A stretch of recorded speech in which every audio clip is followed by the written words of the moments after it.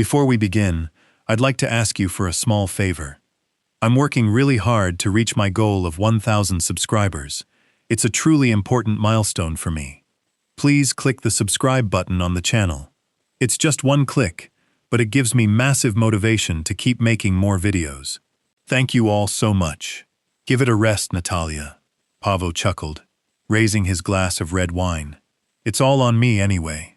Laughter erupted, quicker than the pop of a Prosecco cork moments before. It was short, light, and harmless. The kind of laughter that, in theory, meant nothing.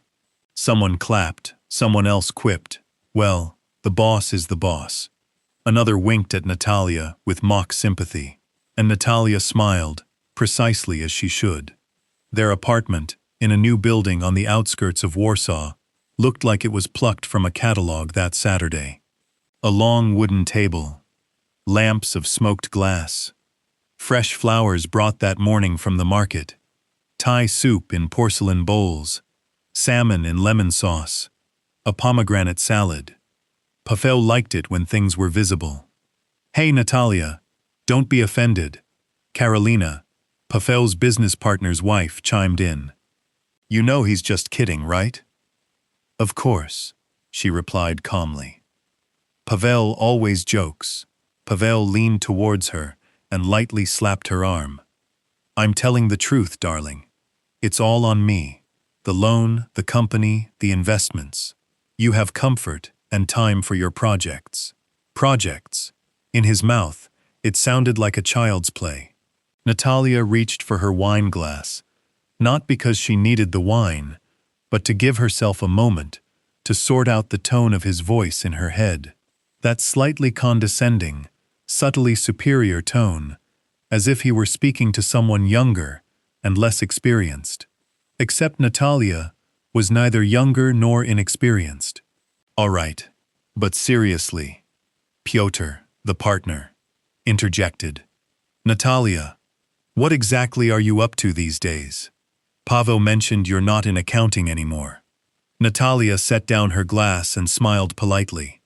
"I'm handling finances, just a little differently than before." "Meaning?" Piotr pressed, curious. Paweł snorted. "Meaning she's playing investor. Some funds, online courses, that sort of thing. You know, boredom." He chuckled again, a shorter, more cautious sound. Natalia noticed something Paweł missed. A brief glance from Piotr, a flicker of hesitation, a split second where something felt off. "Sounds serious," Karolina said quietly, adjusting her napkin. "I'd be scared of those things." "Exactly," Paweł said, settling back more comfortably. "That's why it's good I have a head for money." Natalia rose to get dessert. She felt their eyes on her back. In the kitchen, she rested her hands on the counter. The marble was cool. She breathed calmly. She wasn't surprised. Such comments had been appearing for years, always in company, always as a joke, never directly as an attack. In theory, they were meant to position her as the more delicate one, the one for the home. In practice, they were slowly invalidating her. When she returned with the raspberry tart, the conversation turned to Paweł's company's new investment, warehouses near Warsaw. "The risk is minimal," he said, cutting the cake. "I've taken most of the decisions upon myself." Natalia almost smiled. It was she who had analyzed the contracts with the developer. It was she who had spotted a loophole in the payment schedule. It was she who had written the email to the bank with questions that led to the loan margin dropping by 0.5 percentage point. But at the table, he was the one taking the decisions. "Natalia, what do you think about these warehouses?" Karolina asked suddenly.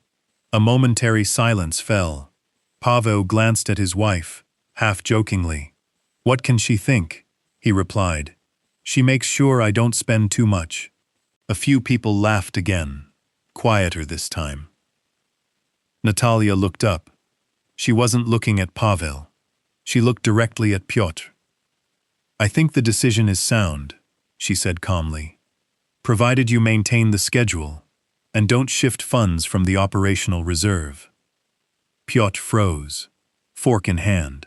How do you know about the operational reserve? He asked involuntarily. Paweł waved his hand. Don't worry about it. She has access to everything. She doesn't hide anything from me. The sentence hung in the air. Natalia felt her heart slow, beat stronger, but calmly. Access. An interesting word. Dinner continued. Laughter. Stories of holidays in Greece. Complaints about inflation. Someone mentioned rising loan installments. Fortunately, we have everything well secured, Paweł said with a confident tone. Even if something happened, I have assets. That's right, Piotr added, less cheerfully. One needs to think about securing the family. Natalia pushed back her chair. She stood up for coffee. She felt like she was watching a play where she was an extra. In the kitchen, her phone vibrated. An email notification. She glanced at it. Transaction confirmation. Acquisition of a majority stake. She closed her eyes for a second. The email had been waiting for an hour.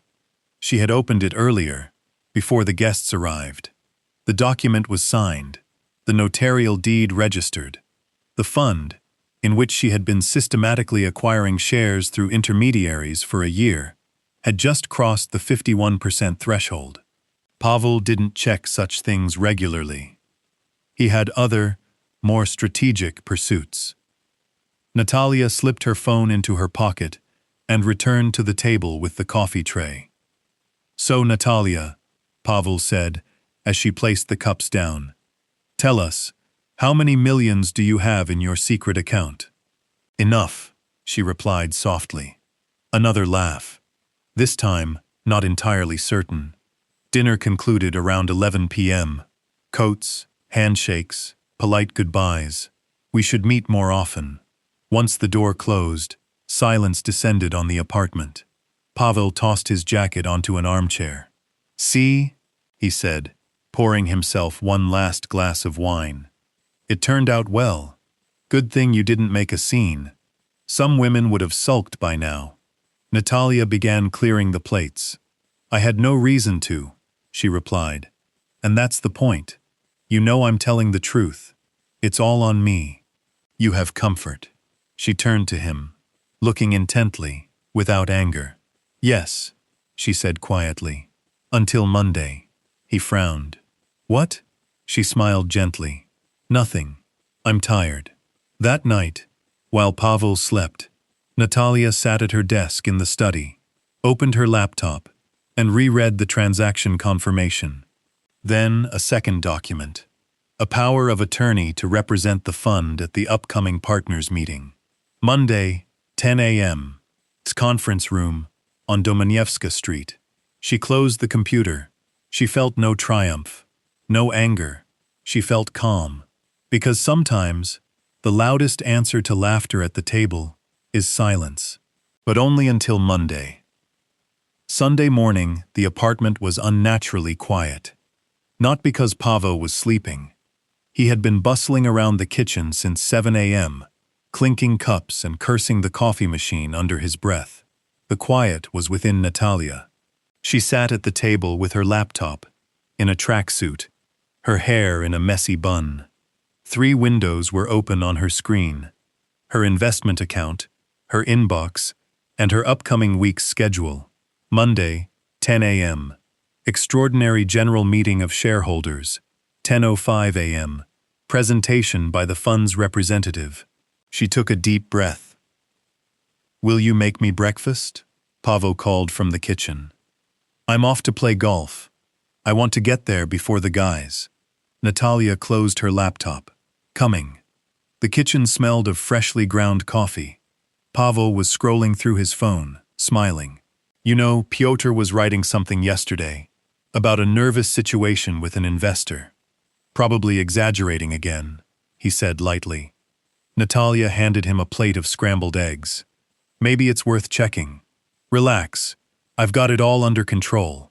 He waved his hand. Don't stress yourself. It's not your game. Not your game. When the door closed behind him, Natalia returned to the living room. She sat down and let her thoughts flow. She wasn't a vengeful person. This wasn't a plan for revenge. It all started much earlier, a year, or maybe a year and a half ago, when she first heard that characteristic phrase, "Leave it, I'll handle it." At the time, she was still working in accounting for a Warsaw company. She had over 10 years of experience.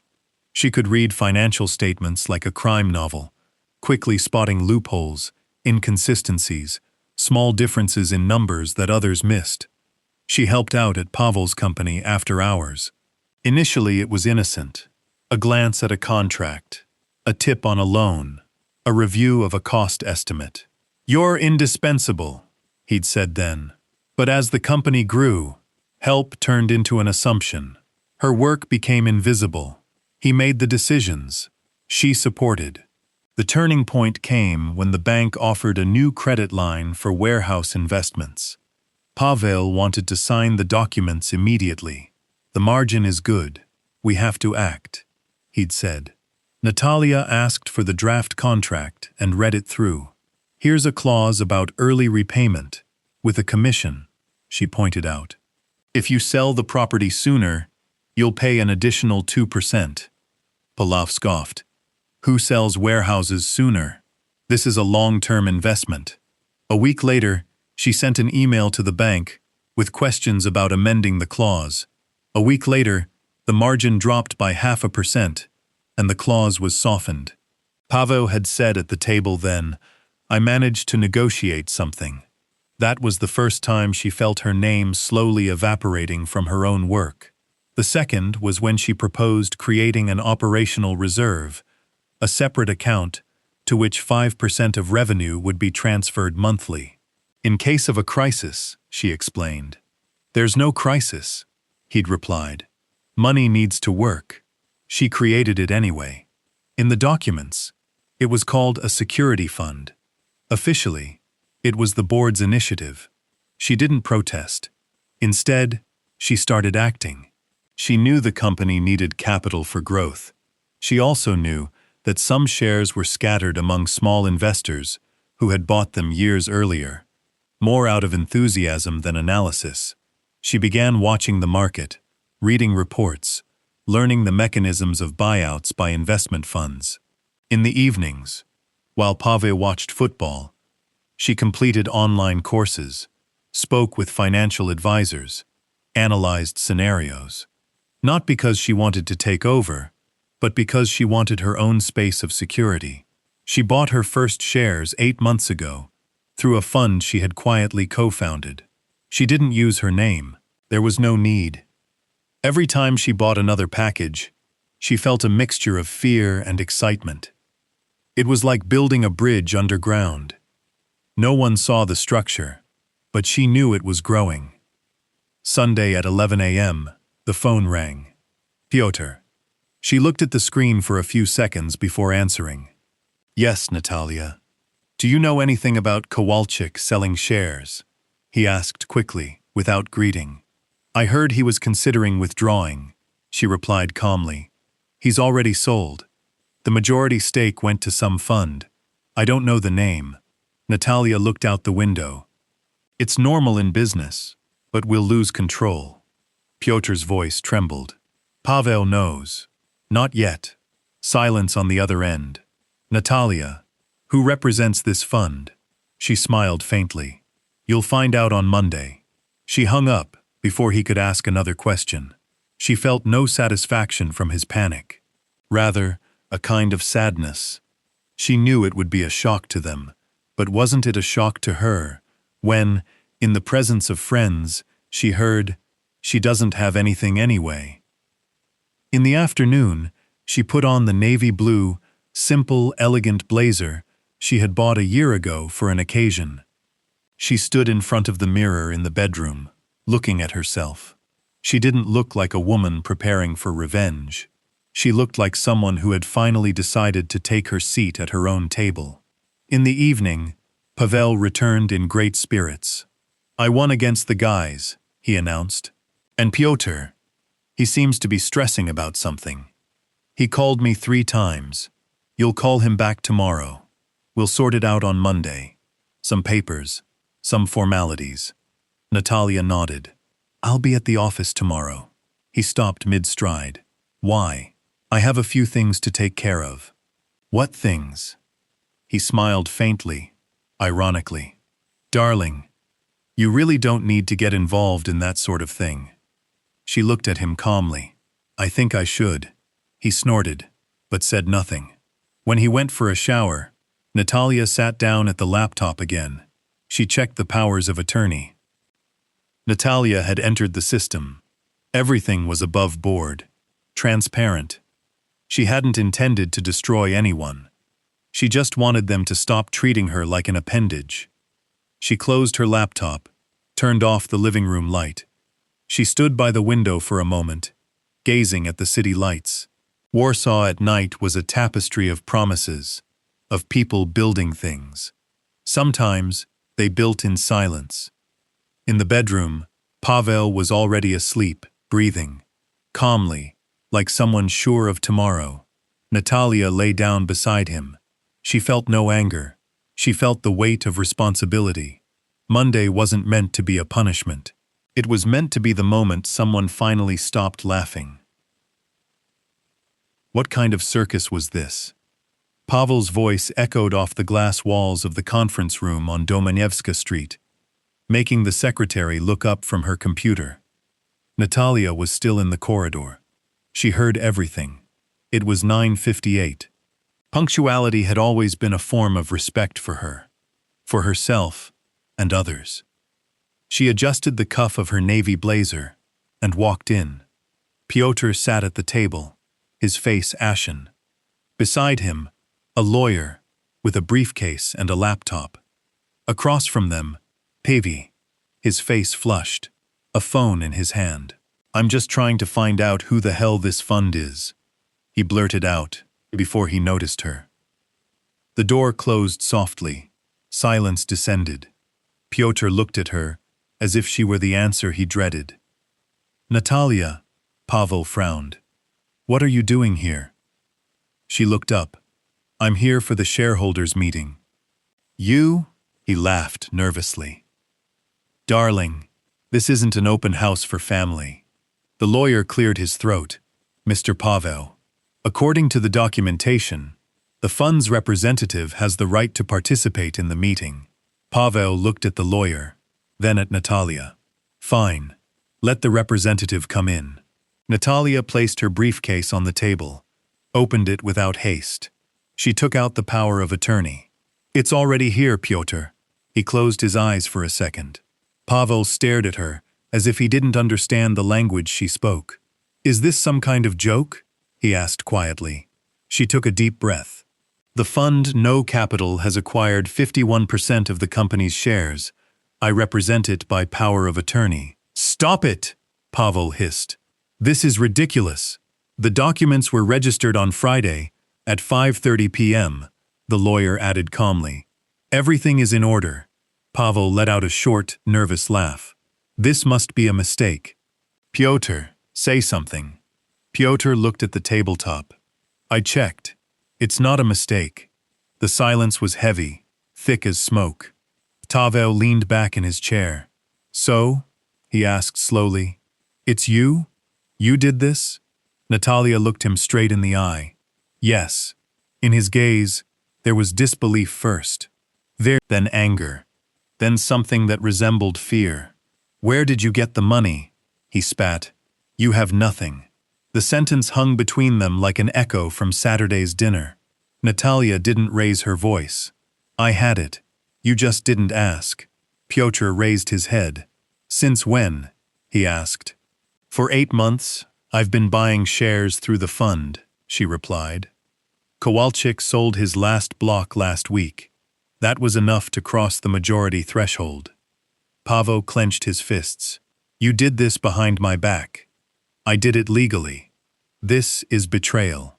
Natalia accepted the words without flinching. Betrayal was saying in front of people that I had nothing.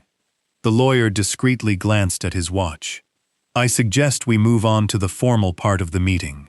Paweł pushed his chair back violently. He didn't turn to Natalia. Do you think you'll win? Do you think you're smarter? Business isn't a game of online courses. Natalia felt a warmth spread beneath her skin, but her voice was calm. Business is responsibility. Responsibility? He scoffed. I built this company together. She corrected him softly. Silence fell. After a moment, he sat back down heavily. What do you want? He asked. The question was sincere. Natalia didn't answer immediately. She opened another document. I want to reorganize the company's finances, streamline the cost structure, and secure an operational reserve that cannot be touched without the majority shareholders' consent. Piotr raised his eyebrows. You want to block access to the reserve? I want it not to be treated like an ATM. Paweł clenched his jaw. So you're taking over? I'm taking responsibility, she replied. Something in his eyes cracked. A moment later, he pulled out his phone. I'm calling my advisor. This can be undone. The lawyer calmly shook his head. The transaction is complete. If the fund decides not to resell the shares, there is no basis for its annulment. Paweł looked at Natalia. So it's over. For a second, she saw a man in him, not an opponent, a man lost in a situation he couldn't control. It's not over, she said quietly. It's the beginning of a conversation. What conversation? He asked helplessly. She opened the last envelope. About a fair division, responsibility, and assets. His gaze drifted over the documents. Divorce, draft of a marital property agreement, proposal for personal share division. It wasn't an attack. It was an offer. His voice trembled. You've been planning this for a long time. I planned to have a choice. The room was so quiet, you could hear the air conditioning. Piotr spoke first. Paweł, maybe this isn't so bad. Natalia knows finance better than both of us combined. Paweł looked at him as if he were a traitor. Natalia closed her briefcase. I didn't come here to humiliate you, she said calmly. I came to stop being humiliated. The words hit harder than any shout. Paweł sat down heavily, rubbed his face with his hands. On Saturday, I started and stopped. It was a joke. I know. I didn't mean to. I know. But she also knew that such jokes created reality. The lawyer glanced at his watch again. I suggest we vote on the new management structure, he said matter-of-factly. Piotr nodded. Paweł remained silent. Natalia looked out the window. Through the glass, she could see other office buildings, other companies, other stories. How many of them had women who were told they had nothing? The vote was quick, formal. The majority belonged to the fund. The new board would consist of 3 people, Paweł, Piotr, and the fund's representative, Natalia. As the meeting concluded, people slowly began to leave. The lawyer gathered the documents. Piotr approached her first. I didn't know, he said softly. Not this much. I didn't know either, she replied. When they were alone, Paweł looked up. The shouting was gone from his eyes. And now what? He asked. Natalia picked up her handbag. Now we work, or we part ways, honestly. The choice is yours. She turned towards the door. Natalia. Paweł stopped her. On Saturday, I said you had nothing. She looked at him. I was wrong. She smiled faintly. I know. She walked out of the conference room with a calm step. In the corridor, she took out her phone. Messages from Carolina. From 2 acquaintances from dinner. The gossip had spread faster than morning coffee. She pressed the screen lock button. She felt no triumph. She felt relief. The silence she had carried within her for years finally ceased to be a burden. Monday was just beginning. You want to leave me with my own company? Paweł's voice was quiet now, tired. He wasn't shouting. Something new had appeared in his tone. Uncertainty. Natalia stopped at the elevator. The doors hadn't closed yet.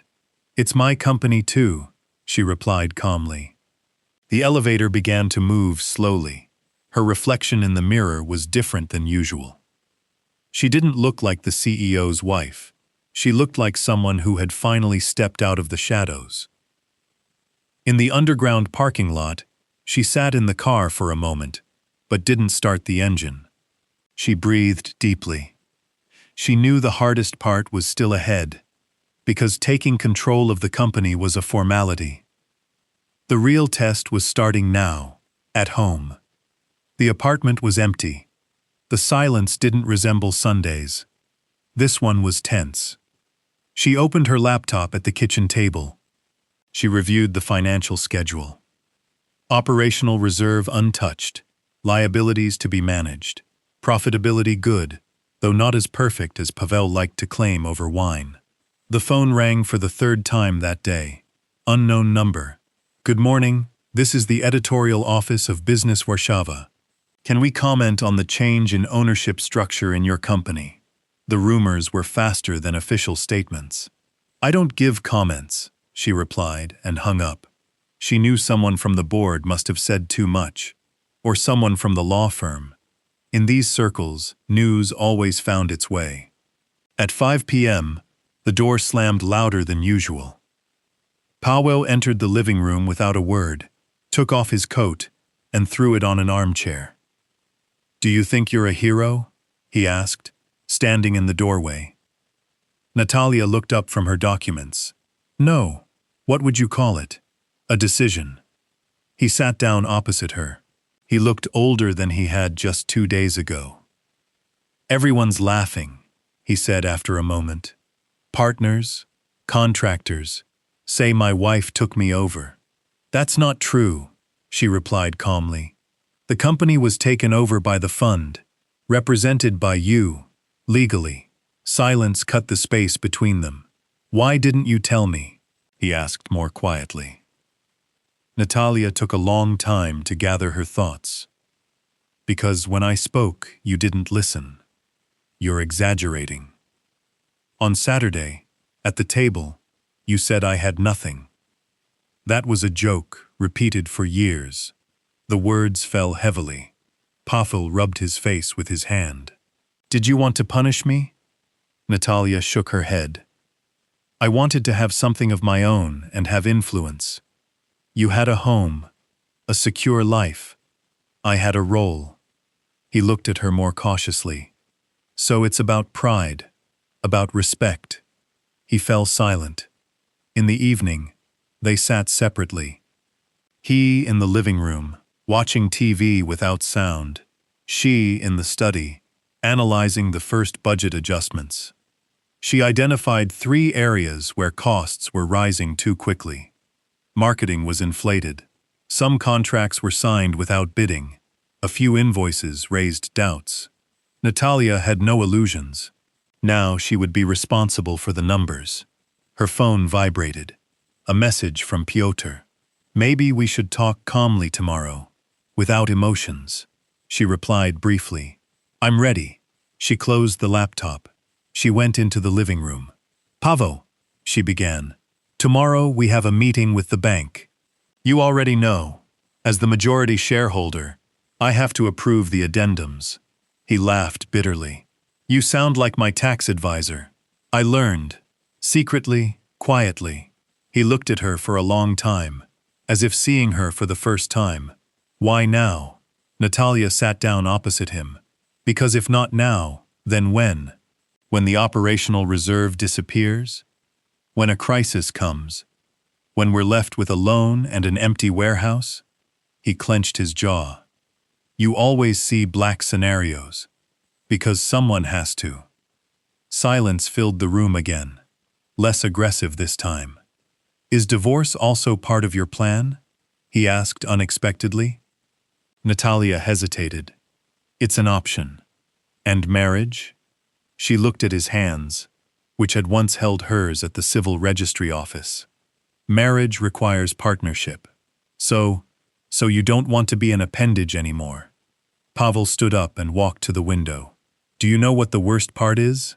He asked, without turning around. You're right. The words sounded sincere. I thought I was doing this for us, he added. I was building the company so you could have a peaceful life. And I was building security, so we wouldn't lose everything. He turned towards her. So we were both afraid, just differently. She nodded. The next day, Natalia went to the office earlier than usual. Employees looked at her with curiosity, but without hostility. The rumors had already circulated. In the conference room, Piotr was waiting with documents. The bank wants confirmation that the reserve will not be touched without the fund's consent, he said. That's good news. Of course, Natalia. He hesitated. You didn't have to do it this way. I didn't see another way. Paweł is furious. He has the right to be, Piotr sighed. But the company might benefit from this. It was the first time someone had said it aloud. In the afternoon, Paweł entered the room during a meeting with the bank. He sat beside her. He said nothing, just listened. When the bank representative finished the presentation, Natalia asked several precise questions about the collateral structure and payment flexibility in case of revenue decline. Paweł watched attentively. After the meeting, he stopped her in the corridor. You were prepared. I always am. He smiled weakly. Maybe we should try together without these stupid jokes. Natalia looked at him for a long time. Respect isn't a dinner side dish, she said calmly. It's the foundation, and if it can be rebuilt, we'll see. There was no declaration in it. There was space. That evening, they returned home in a silence that was no longer a war. Natalia stood in the kitchen, just as she had on Saturday. The marble was cool beneath her fingers again.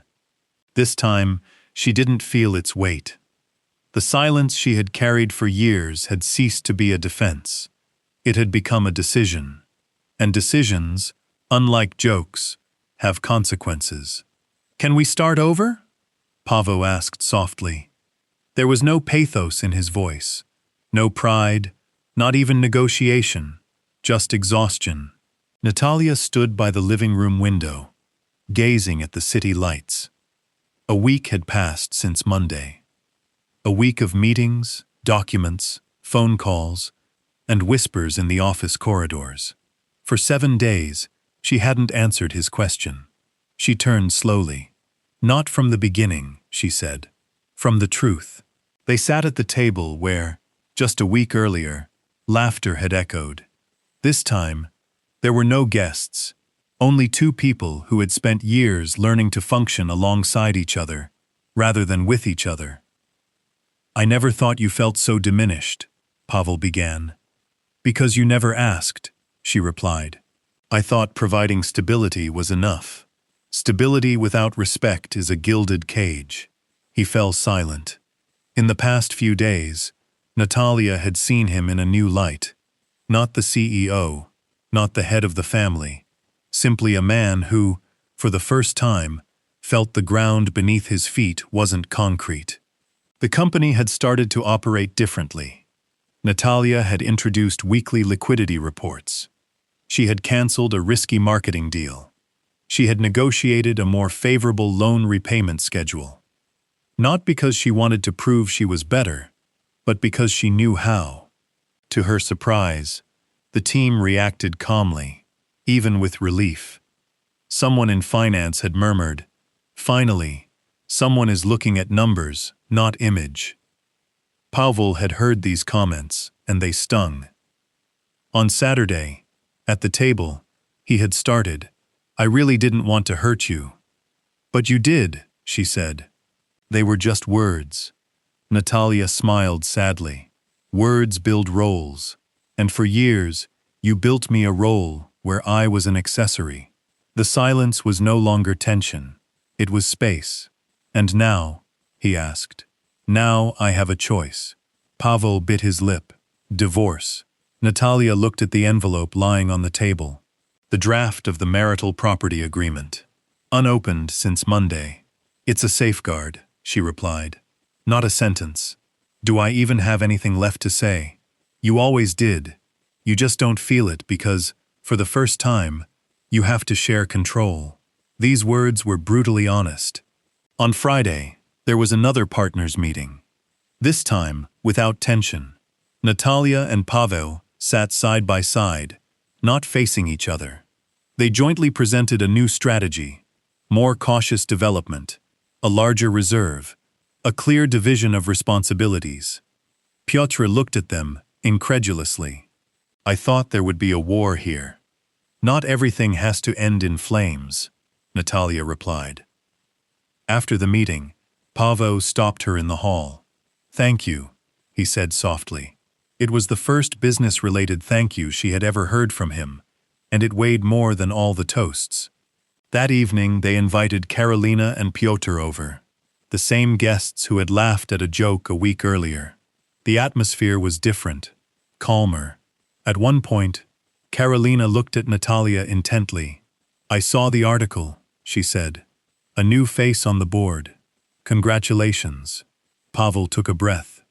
It's not a new face, he said slowly. It's a face I didn't appreciate before. Silence fell, but this time it wasn't awkward. Natalia didn't need more. When the guests left, she sat in the kitchen. The same table, the same light. You know what's funny? Paweł said. What? That I said you had nothing. She smiled faintly. And what did I have?